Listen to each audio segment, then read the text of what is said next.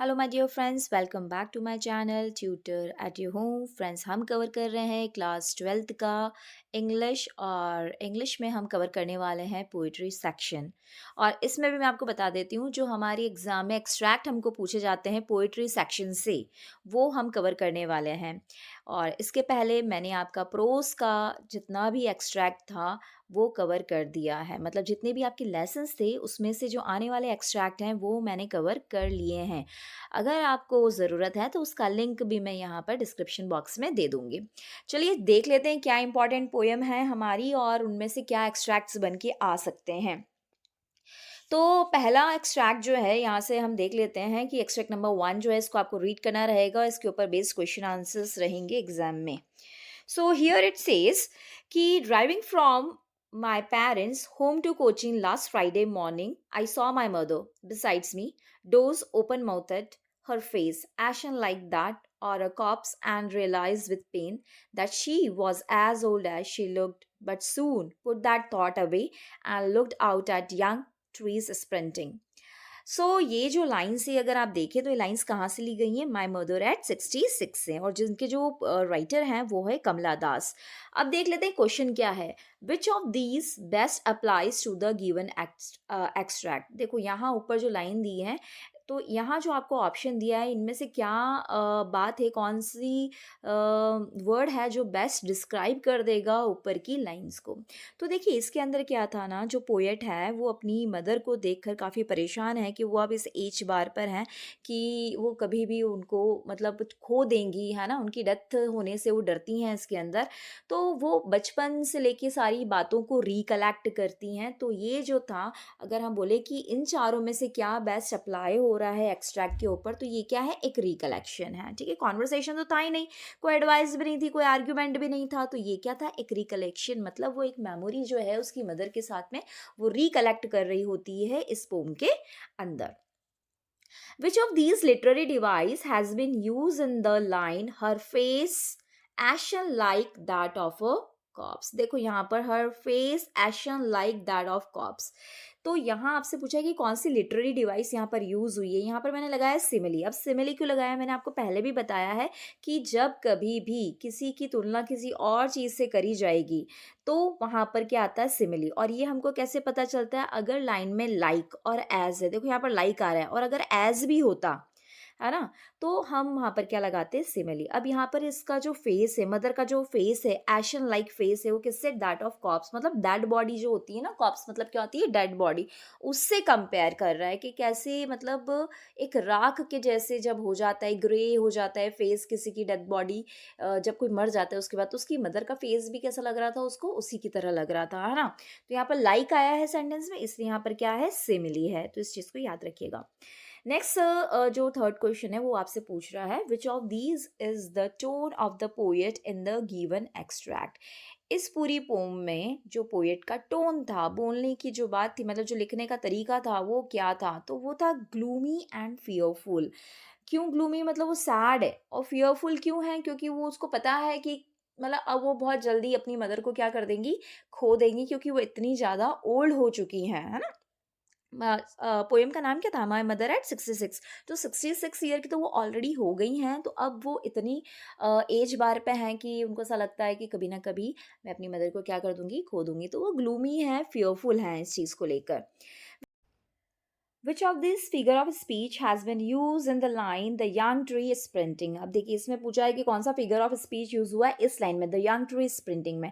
तो देखो ट्री को क्या बताया, यंग एंड स्प्रिंटिंग, मतलब भाग रहे हैं। अब ट्री तो भाग नहीं सकते हैं, एक्चुअली क्या मूव हो रहा था, उनकी गाड़ी मूव हो रही थी, है ना, लेकिन ट्रीज तो नहीं भाग रहे थे। तो देखो जब हम किसी लिविंग बीइंग की एक्टिविटी या क्वालिटी किसी नॉन लिविंग बीइंग को देते हैं, तो वहाँ पर हम क्या यूज़ करते हैं, पर्सोनिफिकेशन। ये भागना, डिस्टेंस कवर करना, ये किसकी एक्टिविटी हो सकती है, किसी ह्यूमन बीइंग की या एनिमल की हो सकती है। लेकिन हम ये क्वालिटी किसको दे दी, यहाँ पर यंग ट्री को दे दी। क्या यंग ट्री भाग सकते हैं, ट्री कहीं पर भी मूव नहीं कर सकता, ये हम सबको पता है। तो ये चीज़ किसकी हो सकती है, क्वालिटी पर्सन की हो सकती है। तो इसलिए यहाँ पर क्या दिया है, इसमें पर्सोनिफिकेशन। अगर हम बात करें कौन सी फिगर ऑफ स्पीच है, तो हम क्या लगाएंगे, पर्सोनिफिकेशन है यहाँ पर। एक्सट्रैक्ट नंबर हाँ, रुकिए, फिफ्थ क्वेश्चन और है यहाँ पे पूछा find out the words from the extract that means dead body. Dead body का मतलब क्या है, तो कॉप्स एक वर्ड आया था, है ना। इसका मतलब यही है, देखो क्वेश्चन में आया था, मैं आपको यहाँ पर भी बता देती हूँ कहाँ पर आया था, ये रहा, कॉप्स, है ना। तो ये इसका मतलब क्या होता है, इसका मतलब होता है डेड बॉडी। इसका मतलब क्या होता है, डेड बॉडी। तो आपको देखिए इधर लाइन से ही कुछ ना कुछ दे देंगे, वो पूछ लेंगे आपसे, कोई सा भी वर्ड का मीनिंग भी पूछ सकते हैं। चलिए एक्सट्रैक्ट नंबर 2 देख लेते हैं। But after the airports security check standing a few yards away, I looked again at her when pale as a late winter's moon and felt that old familiar ache, my childhood's fear. But all I said was, see you soon, Amma. All I did was smile and smile and smile. चलिए ये भी इसी से है, इसी poem से लिया गया है। तो पहला क्वेश्चन ये बन रहा है कि why did the poet look after her mother again, मतलब उसकी मदर को वापस क्यों देखती है जब वो जा रही होती है एयरपोर्ट पे, तो वो वापस से अपनी मदर को क्यों देखती है, वो इसलिए देखती है कि वो आखिरी बार उनको क्या करना चाहती थी, to bid her good bye, वो उनको गुड बाय करना चाहती थी, है ना। यहाँ लिखा ना सी यू सून, का मतलब क्या होता है, गुड बाय, ठीक है। तो वो करने के लिए वो वापस से उसकी मदर को देखती है। Which of these has the poet compare mother's face to, mother के फेस को किससे कंपेयर किया है, तो मदर के फेस को किससे कंपेयर किया, लेट विंटर मून। अब यहाँ लेट विंटर मून क्यों, देखो विंटर में जो मून होता है वो फॉगी फॉगी सा होता है ना, धुंध में छुपा हुआ सा होता है, डल सा होता है ना। ऐसा ही उसकी मदर का भी फेस अब हो चुका है, क्योंकि वो एक एज बार पर है। तो इसलिए जो पोएट हैं उन्होंने अपनी मदर का जो फेस है वो किससे कंपेयर किया है, विंटर मून से, लेट विंटर मून से कंपेयर किया है। Which of these was the reason of the mother's pale face, उसकी मदर का जो फेस है वो पेल मतलब ऐसे डल सा क्यों हो गया है, क्या रीजन है, दो रीजन है, क्या है, एक तो उसकी मदर एज पे है, ओल्ड एज पे आ गई है, एंड मदर्स डिप्लीटिंग एनर्जी, है ना। अब धीरे धीरे उनकी जो एनर्जी है वो भी क्या होती जा रही है, कम होती जा रही है due to the age factor. तो दोनों ही सही है, तो ए और B is the correct answer, A और बी इसका करेक्ट आंसर है। What was the poet's childhood fear, poet का चाइल्डहुड फियर क्या है, कि उसका चाइल्डहुड फियर ये है कि उसकी मदर क्या होती जाएगी, ओल्ड होती जाएगी, है ना, ये उसका फियर है। वाई डिड द पोएट से सी यू सून अम्मा, सी यू सून कब बोलते हैं हम, सी यू सून तब बोलते हैं ना कि हम सामने वाले से ये उम्मीद लगाए हैं कि हम फिर वापस जल्दी मिलेंगे। तो यहाँ पर क्या आंसर आ जाएगा, बीइंग होपफुल, वो आशा करें कि उसकी मदर से जल्द ही वो मिलेंगी, इसलिए वो बोल रही हैं सी यू सून अम्मा। Why did the poet smile again and again, वो बार बार क्यों स्माइल कर रही होती है अपनी मदर को देखते हुए, देखो वो इसलिए मदर को देख के स्माइल कर रही होती हैं, वो सबसे पहले तो दिखा रही होती हैं कि वो स्माइल कर रही हैं, प्रिटेंड करती हैं ताकि उनकी मदर उनको देख के हैप्पी हो, है ना, क्योंकि अब वो जा रही हैं उनसे दूर। एंड वो एक चीज़ और कर रही हैं कि वो ट्राई कर रही हैं कि वो अपने जो फियर है वो हाइड कर दे अपनी मदर से, और क्या उनका फियर था कि वो उनको कभी ना कभी क्या कर देंगी, अब लूज कर देंगी। तो pretending to smile and trying to hide her fear from mother, तो ए और बी दोनों ही ऑप्शन है इसके अंदर, तो डी वाला करेक्ट होगा क्योंकि इसी के अंदर दे रखा है A and B.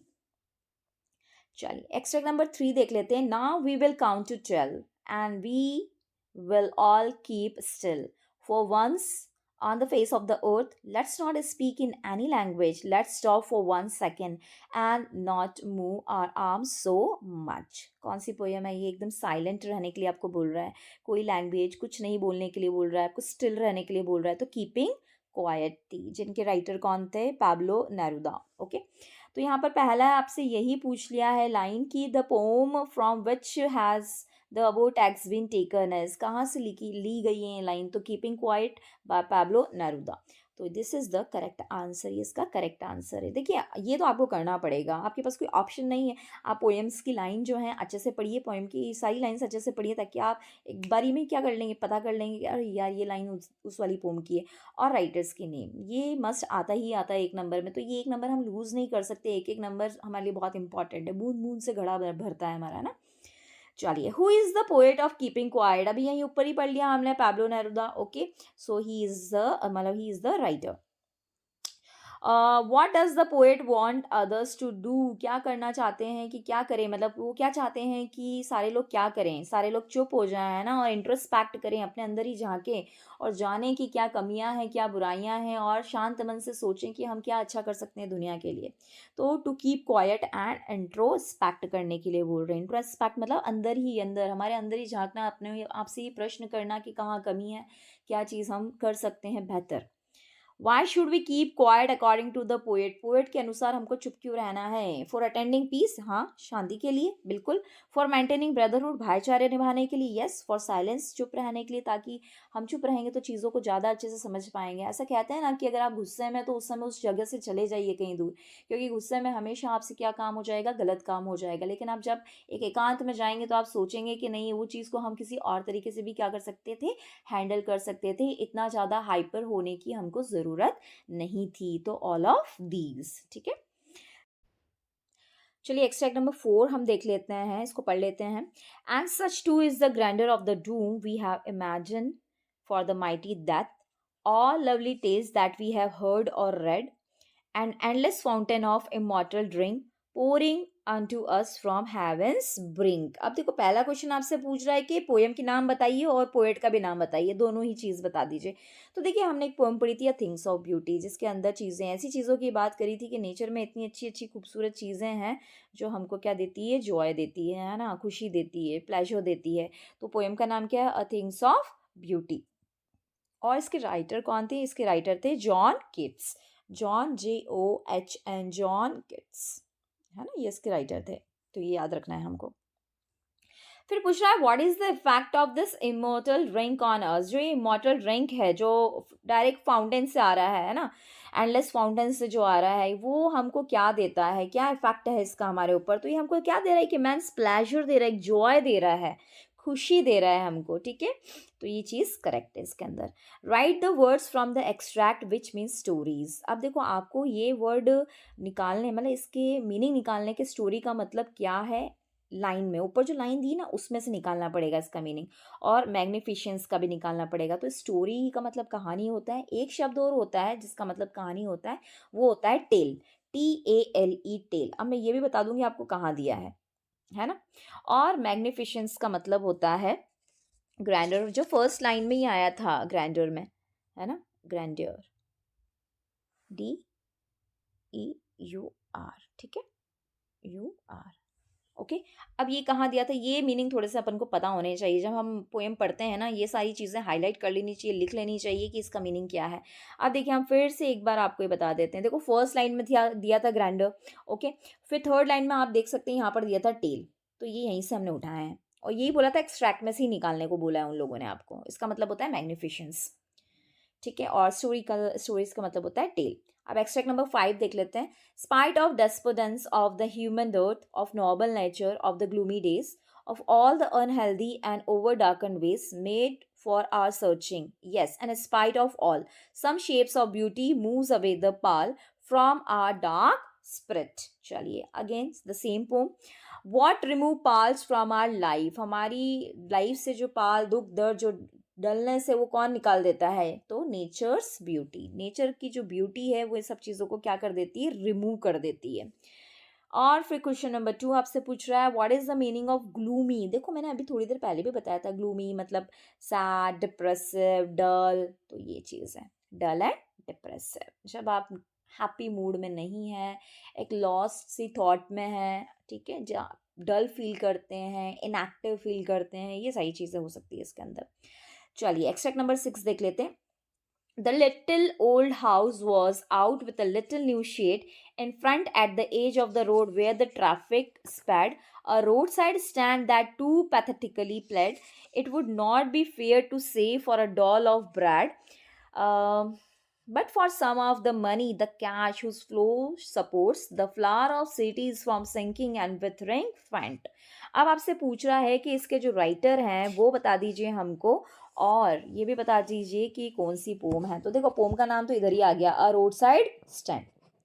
Road side stand आपने पढ़ी होगी, जहाँ पर जो है एक जो वेंडर है वो छोटा सा स्टॉल लगाता है ना, फार्मर जो है, और वो वेट करता है कि कोई ना कोई उससे कोई ना कोई चीज़ खरीद लेगा, लेकिन हर उधर से आती हुई कार उससे सिर्फ डायरेक्शन या कुछ अपनी मतलब की बात पूछ के चले जाती है और उससे कोई चीज़ कोई परचेस नहीं करता है।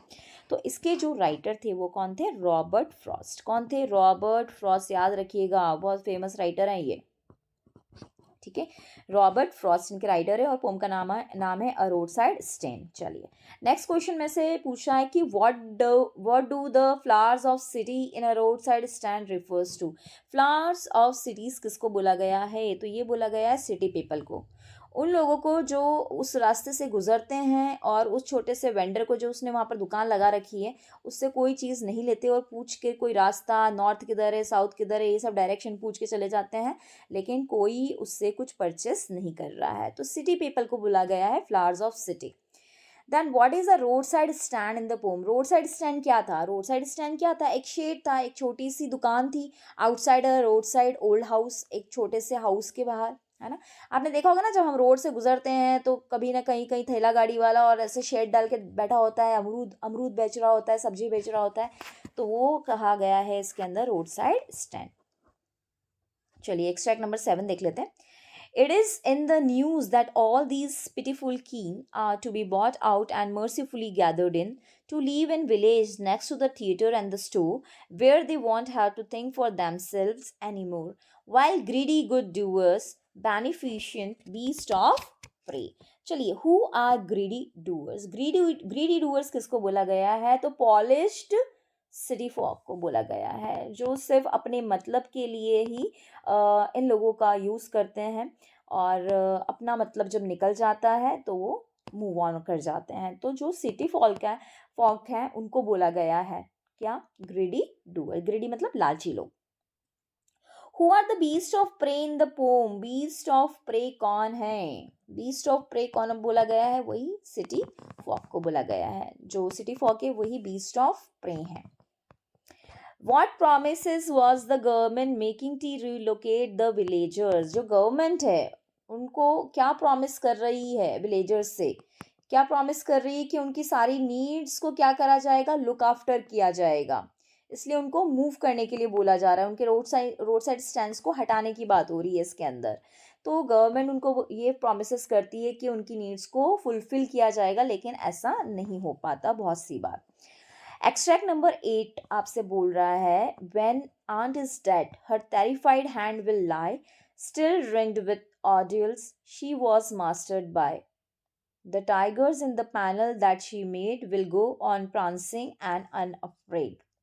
चलिए, तो ये कौन सी पोएम थी? लास्ट पोएम है आन जानी फर्स्ट टाइगर। तो हमको पहले तो पता होना चाहिए द अबो एक्सट्रैक्ट कहाँ से लिया गया है। तो ये लिया गया है आन जानी फॉर टाइगर से, तो इसलिए हमने ये लगा दिया। Who will go prancing? कौन मतलब एकदम करेजियसली प्रांस करते हुए कौन जाएगा? तो किसकी बात हो रही थी पूरी पोएम में? टाइगर की बात हो रही थी। द वर्ड टेरिफाइड का मीनिंग पूछा है तो इसका मतलब होता है फ्राइटेंड। टेरिफाइड का मीनिंग क्या होता है? फ्राइटेंड मतलब डरा हुआ। एक्सट्रैक्ट नंबर 9 देख लेते हैं। Aunt Jennifer's tiger prance across the screen, bright top as Janzian of a world of green. They do not fear the men beneath the tree. They pace and slick, Sherwilic certainty. सो यहाँ पर first question आपसे पूछा है the poem aunt Jennifer's tiger is written by, किन्होंने लिखा है ये pome? तो ये आपको पता होना चाहिए कि जो लिखी गई है पोएम ये किसके द्वारा लिखी गई है? एंड्रीने रिच के द्वारा लिखी गई है। ओके, राइटर का नेम आप अच्छे से पढ़ के जाइएगा, मैं बार बार बोल रही हूँ क्योंकि ये नंबर हम खो नहीं सकते, एक नंबर हम कहीं से भी खो नहीं सकते। ठीक है, a world of green means, a world of green का मतलब क्या है? वर्ल्ड ऑफ ग्रीन का मतलब है फॉरेस्ट। ये वर्ल्ड ऑफ ग्रीन का मतलब इसमें यूज़ किया है टाइगर के लिए जो डेंजियन हैं, जो डेन में रहते हैं और कौन से वर्ल्ड में रहते हैं? ग्रीन वर्ल्ड में रहते हैं। तो ग्रीन वर्ल्ड का मतलब होगा forest. Who do not fear the man? Man से कौन नहीं डरता है? तो इस पोम में किसकी बात हो रही थी? टाइगर की बात हो रही थी। क्या जेनिफर का जो स्ट्रॉन्ग करेजियस राइकर है वो ऐसा है कि किसी से नहीं डरता और वो अपनी लाइफ में इतनी हैप्पी नहीं है क्योंकि वो अपने हस्बैंड से इतना हैप्पी नहीं है, वो डोमिनेट फील करती हैं और वो फ्री नहीं फील करती। लेकिन टाइगर ऐसा है जो फ्री है, इवन वो किसको फियर कर सकता है? मैन को भी, और मैन से भी नहीं डरता है। तो बिल्कुल वो उनके जैसे बनना चाहती है, ये इस पोएम में दर्शाया गया था। सो यहाँ पर तो ये एक्सट्रैक्ट फिनिश हो गए। आई होप आपको ये सारे क्वेश्चंस और सारे एक्सट्रैक्ट समझ में आए होंगे। एक बार फिर से आप रिवीजन लगा के जाइएगा, ज़्यादा लंबा वीडियो नहीं है। किसी को शेयर करेंगे तो उसको भी 2-3 नंबर मिलेंगे, तो शेयर, कमेंट, लाइक कर दीजिएगा। सब्सक्राइब नहीं किया है तो कर दीजिएगा, क्योंकि नेक्स्ट जो वीडियो आने वाला है वो है आपका विस्ताज बुक से, क्योंकि उसके एक्सट्रैक्ट मैंने भी कवर नहीं करे हैं। Okay, so thank you so much for being on my channel, और आपकी प्रिपरेशन अच्छे से आपको करनी है, क्योंकि अब हार्डली 6 to 7 डेज़ रह गए हैं hardly. Okay, so good luck and bye bye, take care.